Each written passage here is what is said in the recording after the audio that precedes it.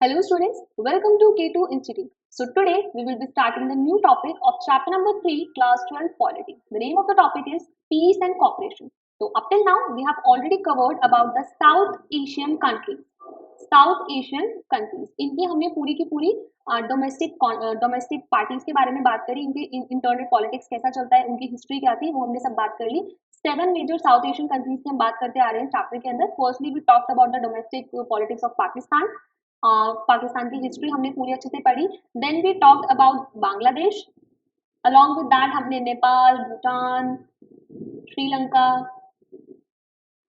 And Maldives, हमने ये सारी की सारी कंट्रीज के बारे में अच्छे से इनकी हिस्ट्री भी देखी और हमने ये भी देख लिया कि इंडिया का इन सारी कंट्रीज के साथ कैसा रिलेशन है। हमने बात करी कि पाकिस्तान के अंदर और बाकी जितनी भी आपकी कंट्रीज है डेमोक्रेसी एस्टेब्लिश होने में कितना लंबा समय लग गया। Only India and Sri Lanka were the 2 countries जहां पे democracy immediately after the independence establish हो गई थी और स्टेबल थी। बट हमने देखा कि किस तरीके से पाकिस्तान में मिलिट्री रूल कितनी बार आया, कितनी बार डेमोक्रेसी आई, कितनी बार उसको मिलिट्री रूल ने ओवरथ्रो कर दिया। सिमिलरली बांग्लादेश, पहले it was a part of Pakistan but बाद में बांग्लादेश ने फिर खुद को सेपरेट कंट्री बना लिया with the help of India. Similarly Nepal का हमने देखा कि नेपाल में मोनार्की सिस्टम था, उसको फिर बीच में एक डेमोक्रेटिक पार्टी बहुत शॉर्ट टर्म के लिए आई, वहां पे फिर माओइस्ट ग्रुप्स का दोबारा से हमें राइज देखने को मिला और किस तरीके से फिर फाइनली डेमोक्रेसी एस्टेब्लिश हुई। भूटान के बारे में हम लोगों ने देखा कि भूटान के अंदर भी आपने किंग सिस्टम था, किस तरीके से प्रॉपरली वहां पे डेमोक्रेसी आई। श्रीलंका ऑल्दो वहाँ पे कोई पॉलिटिकली कोई इशू नहीं था, कोई कॉन्फ्लिक्ट नहीं था, बट एथनिसिटी को लेके वहाँ पे कॉन्फ्लिक्ट है। जो आपका सिन्हाला कम्युनिटी है और तमिल है जो इंडियन ओरिजिन से हैं, उनके बीच में किस तरीके से एक एथनिक कॉन्फ्लिक्ट है।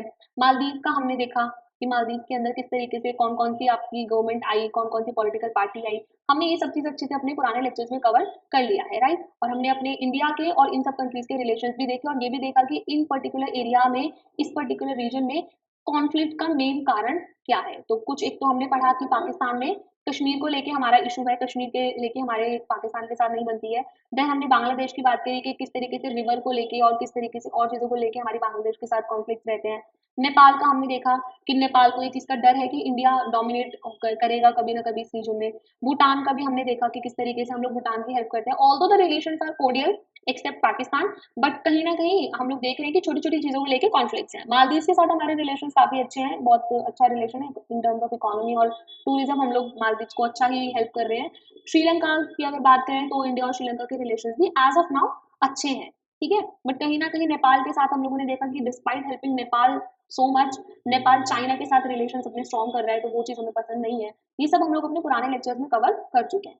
अब हम बात करते हैं कि क्या सिर्फ इन नेशंस के बीच में लड़ाइयां ही हैं, क्या सिर्फ साउथ एशियन रीजन में कन्फ्लिक्ट्स ही हैं। हम लोगों ने क्योंकि अब तक कन्फ्लिक्ट्स की ही बात करी है, तो क्या ऐसा है कि सिर्फ कन्फ्लिक्ट्स ही हैं? तो ऐसा बिल्कुल नहीं है। अब हम लोग जो हमारा नेक्स्ट टॉपिक है उसमें हम लोग बात करने वाले हैं पीस एंड कॉपरेशन की, पीस एंड कॉपरेशन की। तो do the states of South Asia cooperate with each other? क्या ये जो साउथ एशियन कंट्रीज है ये आपस में कॉपरेट करती है या सिर्फ लड़ती ही रहती है?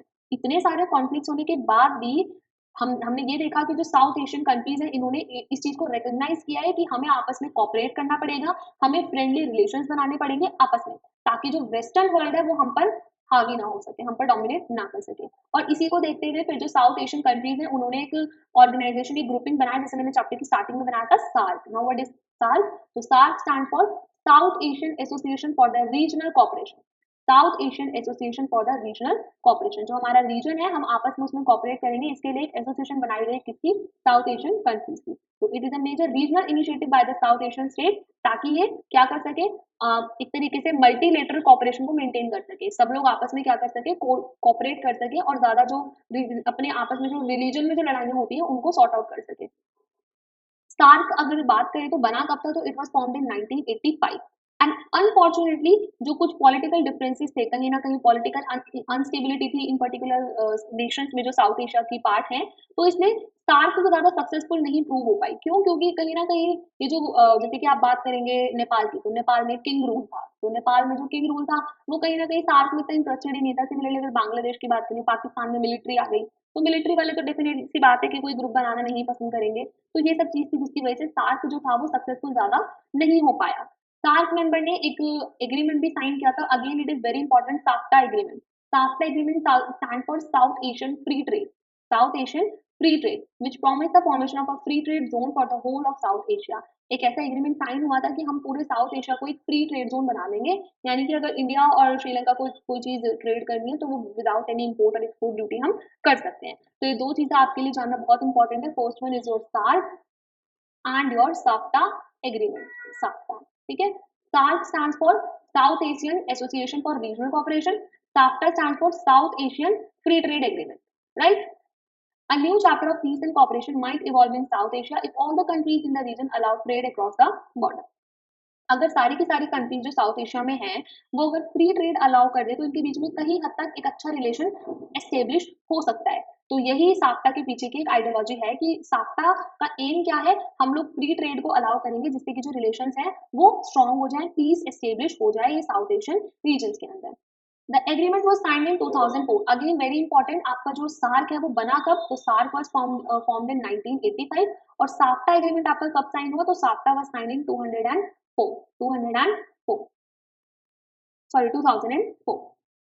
and came into effect on 1st January 2006। तो 2006 में फाइनली साफ्टा एग्रीमेंट अपने इफेक्ट में आ गया, मतलब कि अप्लाई हो गया। साफ्टा का एम क्या है, इसका एम है कि हम जो ट्रेड टैरिफ, टैरिफ का मतलब टैक्स, जो ड्यूटीज लगती हैं उनको कम कर देना। फ्री का मतलब ये नहीं कि बिल्कुल कोई टैक्स नहीं देना, बट मिनिमल टैक्स देना, ठीक है। But some of our neighbors fear that SAFTA is a way for India to invade their markets and to influence their society and politics through commercial ventures and commercial presence in their country। But ये जो छोटी छोटी countries है ना India की neighbours, इन सबका ये मानना है कि अगर साफ्टा एग्रीमेंट इम्प्लीमेंट हो गया, मतलब साफ्टा का जो मेन ऑब्जेक्टिव है वो ये है कि जो इंडिया है वो इन छोटी छोटी कंट्रीज की मार्केट में एंट्री ले लेगा और फ्री ट्रेड की मदद से इंडिया को सबसे ज्यादा बेनिफिट होगा और इंडिया फिर कहीं ना कहीं एक सुपर पावर बन जाएगा और वो अपना इनके ऊपर इन्फ्लुएंस एस्टेब्लिश कर लेगा, ऐसा उनका मानना है।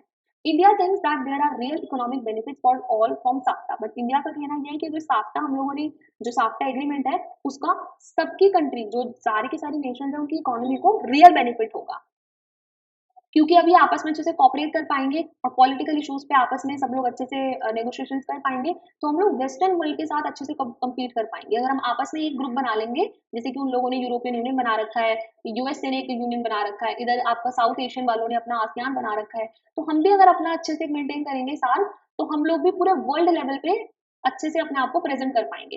बट ये जो और यहाँ पे जो मेंबर्स हैं इनका मानना ये है कि भाई इंडिया तो खुद को सुपर पावर बनाना चाहता है, इंडिया डोमिनेट करना चाहता है, ठीक है। तो ये कुछ डिफरेंसेस हैं जो एग्जिस्ट करते हैं, right. Okay, some in India think that SAFTA is not worth the trouble since India already has bilateral agreements with Bhutan, Nepal and Sri Lanka। अब कुछ इंडिया के जो लोग हैं उन्हें लगता है कि बिना मतलब में साफ्टा में हम क्यों टाइम वेस्ट करें, बिकॉज ऑलरेडी हमारे इंडिविजुअल एग्रीमेंट्स तो साइन हुए रखे हैं भूटान के साथ, नेपाल के साथ, श्रीलंका के साथ, तो हमें साफ्टा की क्या जरूरत है। जब ऑलरेडी जो मेन हमारे जिनके साथ हम ट्रेड करते हैं उनके साथ हमारे बायलेटरल एग्रीमेंट साइन हुए भी हैं, तो क्यों हम का साफ्टा को लेकर और प्रॉब्लम्स क्रिएट करनी, right. Although India and Pakistan relations seem to be a story of endemic conflict and violence, there have been a series of efforts to manage tensions and build peace। अब देखो India और पाकिस्तान की जो ये story है never ending है, इनके बीच में जो वायलेंस है वो आई डोंट थिंक सो कभी फ्यूचर में खत्म होगा या पता नहीं होगा, दैट तो गवर्नमेंट विल डिसाइड और the future will decide. But इतना तो पता है कि भैया इंडिया और पाकिस्तान के बीच में हमेशा टेंशन ही रहती है, लेकिन इसके बावजूद भी ऐसा नहीं है कि कभी एफर्ट्स नहीं हुए। इंडिया और पाकिस्तान के बीच में प्रॉपरली पीस को एस्टेब्लिश करने के लिए काफी बार एफर्ट्स किए गए हैं बाय बोथ द गवर्नमेंट। हम लोगों ने चैप्टर की स्टार्टिंग में पढ़ा था, अगर आपको याद हो, तो इंडिया के पीएम और पाकिस्तान के पीएम कई बार आपस में मिले हैं, ठीक है। इवन इंडिया के आपके वाजपेयी के बारे में हमने पढ़ा था कि वाजपेयी जी एक बस लेकर पाकिस्तान के लाहौर में गए थे ताकि वो पीस एकॉर्ड साइन कर सके, ठीक है। तो ऐसा नहीं है कि कोई इनिशिएट नहीं कर रहा है, कोई ट्राई नहीं कर रहा है कि पीस को एस्टेब्लिश करे, बट वो अलग चीज है कि फेल हो जाता है, ठीक है। The two countries have agreed to undertake confidence building measures to reduce the risk of war। दोनों कंट्रीज ने ही कुछ मेजर्स लिए, कुछ स्टेप्स लिए ताकि वॉर के जो चांसेस हैं वो कम हो जाए। Social activists and prominent personalities have collaborated to create an atmosphere of friendship among the people of both the countries। और बहुत सारे ऐसे सोशल एक्टिविटीज हैं, कुछ प्रोमिनेंट पर्सनालिटी हैं जो कि ट्राई करते हैं कि जो दोनों कंट्री के लोग हैं वो आपस में कोलैबोरेट करें और पीसफुली एक फ्रेंडशिप तरीके, मतलब फ्रेंडशिप मेंटेन करके रखें और अच्छे से रहें, मतलब इन लोगों के बीच में कोई डिफरेंसेस ना एग्जिस्ट करें।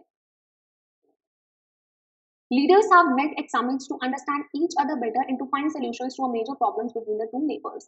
और हमारे इंडिया के और पाकिस्तान के जो लीडर्स हैं वो वर्ल्ड लेवल समिट में पार्टिसिपेट करते हैं, समिट मतलब मीटिंग में पार्टिसिपेट करते हैं, और वहां पे बैठ के लोग डिसाइड करते हैं कि जो मेजर प्रॉब्लम्स हैं दोनों नेबर्स के बीच में उनको किस तरीके से हम लोग सॉर्ट आउट कर सकते हैं। और काफी सारे हम लोग जानते हैं कि इंडिया और पाकिस्तान के बीच में बस रूट ओपन है, जिससे कि इंडिया से अगर कोई पाकिस्तान जाना चाहता है तो वो इजीली जा पाए, और पाकिस्तान से कोई इंडिया आना चाहता है तो आ सके। एक बीच में समझौता एक्सप्रेस नाम की ट्रेन भी चलती थी, समझौता एक्सप्रेस, बट अभी रिसेंट में उसको बंद कर दिया गया है। समझौता एक्सप्रेस एक ट्रेन थी जो इंडिया और पाकिस्तान के बॉर्डर पे चलती थी, अब उसको बंद कर दिया गया है। ठीक है, थोड़े अभी बीच में देखा है आप लोगों ने किस तरीके से सर्जिकल स्ट्राइक हुई है और पाकिस्तान वाले अटैक कर देते हैं इंडियन आर्मी के ऊपर। ठीक है, तो वो सब चीजें। A number of bus routes opened है. Trade between two parts of Punjab has increased substantially in the last 5 years. Visas have been more easily given. तो ये सब कुछ steps हैं कि हम लोग easily visas दे देते हैं पाकिस्तानी को, पाकिस्तानी हमें वीजा दे देते हैं। अभी तो ये थोड़ा affected हो चुका है, बट हाँ, up till a certain extent हम लोग अलाउ कर देते हैं। ठीक है, ऐसा क्यों है? क्योंकि हम जानते हैं कि सिख रिलीजन में जो सबसे इम्पोर्टेंट इनकी साइट है, ठीक है, हरमंदर साहब, वो आपकी कहाँ पर है? पाकिस्तान के अंदर है। ठीक है, और सिमिलरली अगर आप मुस्लिम्स की बात करो तो मुस्लिम्स की एक इम्पोर्टेंट आपकी साइट है जामा मस्जिद और हाजी अली की दरगाह, जो मुंबई के अंदर है, हाजी अली की दरगाह एंड जामा मस्जिद। तो पाकिस्तानी बहुत सारे ऐसे पिलग्रिमेज हैं जो इन एरियाज पर आते हैं। सिमिलरली आपके ख्वाजा का जो दरगाह है पाकिस्तान के अंदर, वहां पर इंडिया के बहुत सारे मुस्लिम्स हैं जो विजिट करने के लिए जाते हैं। ठीक है, तो due to all these reasons India और पाकिस्तान को आपस में ट्रांसपोर्टेशन के लिए तो कुछ ना कुछ फैसिलिटीज प्रोवाइड करनी ही पड़ती हैं। No region exists in vacuum. It is influenced by outside powers and events, no matter how much it may try to insulate itself from non-regional powers. देखो, कहीं ना कहीं कोई भी जो कंट्री है ना, वो कंप्लीट वैक्यूम में नहीं रह सकती। ऐसा नहीं है कि ये जितनी भी हमारे और पाकिस्तान के बीच में जो कॉन्फ्लिक्ट है उसमें पाकिस्तान की गवर्नमेंट इन्वॉल्व है, उसको ऐसा कहना तो बिल्कुल गलत है। क्यों? क्योंकि कहीं ना कहीं पाकिस्तान के ऊपर एक्सटर्नल पावर्स का इम्पैक्ट हमेशा से रहा है। ठीक है, इसमें दो इंपॉर्टेंट आपके प्लेयर्स हैं साउथ एशिया की जो पॉलिटिक्स है, इसमें दो इंपॉर्टेंट लोग हैं जो अपना इन्फ्लुएंस जताते हैं। तो चाइना सबसे इंपॉर्टेंट है एंड दूसरा यूनाइटेड स्टेट्स। ठीक है, तीनों Indian relations have improved significantly in the last 10 years, but China strategic partnership with Pakistan remains a major irritant. India और चाइना के रिलेशंस कुछ हद तक अभी ठीक हो गए थे बीच में, अभी तो रिसेंटली चाइना ने हमारे सियाचिन ग्लेशियर को ऑक्यूपाई कर लिया, तो बीच में अब फिर से खराब हुए हैं। बट 10 साल से, पिछले 10 साल से चाइना और इंडिया के रिलेशन थोड़े से अच्छे हुए थे, बट चाइना जो है वो हमेशा पाकिस्तान को सपोर्ट करता है और ये चीज हमें बहुत ज्यादा इरिटेट करती है। तो ये कुछ रीजन हैं। The demands of development and globalization have brought the two Asian giants closer and their economic ties have multiplied rapidly since 1991। अब चाइना के और हमारे रिलेशंस क्यों इतने अच्छे हो रहे हैं? क्यों? क्योंकि अब जो एशिया है, जो ईस्टर्न वर्ल्ड है, वो भी काफी अच्छे से डेवलप हो रहा है, वेस्टर्न वर्ल्ड को कंपटीशन दे रहा है। अब इस बीच में इंडिया भी सबसे बड़ा और चाइना भी सबसे बड़ा पॉपुलेशन और एरिया के टर्म्स में अगर हम बात करें, तो दोनों ही आपस में अगर टाई बनाकर रखेंगे, रिलेशन अच्छे रखेंगे, तो ये अच्छे से ग्रो कर पाएंगे। तो 1991 के बाद से हमने देखा है कि हमारे और चाइना के जो इकोनॉमिक टाइज है वो काफी स्ट्रांग हो चुके हैं। अब बात करते हैं कि साउथ एशिया के अंदर अमेरिका का क्या रोल है। तो अमेरिका का जो इन्वॉल्वमेंट है कोल्ड वॉर के बाद से कुछ ज्यादा ही बढ़ गया है साउथ एशियन कंट्रीज के अंदर। The US has a good relation with both India and Pakistan. India और पाकिस्तान दोनों के साथ ही जो यूएसए है वो एक मॉडरेटर की तरह एक्ट करता है। मॉडरेटर मतलब जब भी कभी इंडिया और पाकिस्तान के बीच में लड़ाई होती है ना, तो यूएसए खुद को ऐसा शो करता है कि यूएसए एक मॉडरेट, एक मीडिएटर है कि इंडिया और पाकिस्तान के बीच में जो भी डायलॉग होंगे, डिसीजन लिए जाएंगे, जो भी नेगोशिएशंस होंगे, वो कौन कंडक्ट कराएगा? यूएसए कंडक्ट कराएगा। Economic reforms and liberal economic policies in both the countries have greatly increased the depth of American participation in the region. अब क्योंकि इंडिया और पाकिस्तान दोनों ही इकोनॉमी के मामले में और भी चीजों में ग्रो कर ही रहे हैं, तो कहीं ना कहीं अमेरिका का इंटरेस्ट जो है वो इस रीजन के अंदर बढ़ रहा है। क्यों? क्योंकि इंडिया ग्रो कर रही है। The large South Asian diasporas in the US and the huge size of the population and markets of the region also give America an added stake in the future of regional security and peace. देखिए, diaspora का मतलब क्या होता है? Diaspora is basically those people जो migrate करके चले गए दूसरी कंट्री के अंदर। जैसे फॉर एग्जांपल आप जानते हैं कि इंडिया का a major chunk of population has shifted to Canada. Even US के अंदर भी इंडिया की बहुत सारी पॉपुलेशन है। ठीक है, तो इंडिया, इवन पाकिस्तान के भी बहुत सारे लोग यूएस कनाडा मूव कर जाते हैं। तो जो इतने सारे साउथ एशियन डायस्पोरा यूएस के अंदर बैठे हैं and huge size of population and market of the region. और आपको मालूम ही होगा कि यूएस की मार्केट का बहुत बड़ा जो एक तरीके से कंज्यूमर है वो इंडिया है। तो इसलिए यूएसए और भी ज्यादा इंटरेस्टेड है साउथ एशियन वर्ल्ड के अंदर। साउथ एशियन नेशन की जो कंट्रीज है उनके अंदर यूएसए और भी ज्यादा इंटरेस्टेड इसीलिए भी है क्योंकि हमें पता है कि यूएसए की जो प्रोडक्ट्स हैं, यूएसए के जो प्रोडक्ट्स हैं, उनके जो मेजर कस्टमर है वो कौन है? इंडियंस है। इंडियंस का मतलब साउथ एशियन कंट्रीज के जो लोग हैं, इंक्लूडिंग द पाकिस्तान। ठीक है, तो इसलिए और भी ज्यादा अमेरिका को इंटरेस्ट आता है कि वो इन कंट्रीज के अंदर अपना एक इन्फ्लुएंस बनाकर रखे। However, whether South Asia will continue to be known as a conflict-prone zone or will evolve into a regional bloc with some common cultural features and shared interests will depend more on the people and the government of the region than any other outside power. But ये तो बिल्कुल clear है कि हमारा जो south Asia है, उसका future जो है वो किस पे डिपेंड करता है? साउथ एशिया या तो आपस में लड़ते रहेंगे या फिर हम लोग एक बहुत स्ट्रॉन्ग पावर बन जाएंगे फ्यूचर में। तो ये किस चीज पे डिपेंड करता है? It depends on the people of South Asia as well as the government of South Asia rather than the outside power. मतलब यूएसए वाले तो क्या ही कर लेंगे अगर आपस में हमारी जो गवर्नमेंट है और जो लोग हैं वो इतना प्यार से रहने लग जाएं। अगर हम लोग यूनिटी बनाकर रखेंगे ना, तो साउथ एशिया जो है वो बहुत ज्यादा स्ट्रैटेजिकली इंपॉर्टेंट लोकेशन है पूरे वर्ल्ड मैप में। अगर आप देखोगे तो ये पूरा का पूरा जो एरिया है, क्योंकि इंडिया जो है वो पूरा इंडियन ओशन से सराउंडेड है, ठीक है। अगर आप मैप को क्लियरली देखेंगे तो अगर ये जो पूरा साउथ एशिया है, अगर यहाँ से किसी को साउथ इधर जाना है जापान चाइना, तो इंडिया से होके जाएगा, वो इंडिया की टेरिटरी को यूज करेगा, वो इंडिया के वाटर को यूज करेगा, वो इंडियन ओशन के। तो कहीं ना कहीं हमारे पास बहुत अच्छा ज्योग्राफिक लोकेशन है, ठीक है। और हमारे पास रिसोर्सेज भी बहुत सारे हैं, हमारे पास पॉपुलेशन सबसे ज्यादा है, हमारे पास इतनी टेक्नोलॉजी, हम एडवांस हो गए हैं, हम लोग डेवलपिंग तो हैं पर बहुत जल्द डेवलप भी हो जाएंगे। तो इस सब के चलते ये हमारे ऊपर डिपेंड करता है कि हम लोग किस तरीके से रहते हैं। या तो लोग आपस में लड़ते रह जाएं तो वेस्टर्न वर्ल्ड डोमिनेटिंग रहेगा ही रहेगा। बट अगर लोग सारे यूनाइट हो जाएं, गवर्नमेंट अच्छे से पॉलिसीज को फ्रेम करे, गवर्नमेंट यूनाइट हो जाए साउथ एशियन रीजन की, तो definitely we can give a tough competition to the western world, ठीक है। तो it completely depends on the people and the government rather than any other outside power. तो USA या China कुछ नहीं कर सकते अगर हम लोग खुद ही इतना स्ट्रांगली यूनाइट होकर काम करेंगे। तो that completes our chapter. I hope the chapter was interesting. Thank you so much for watching.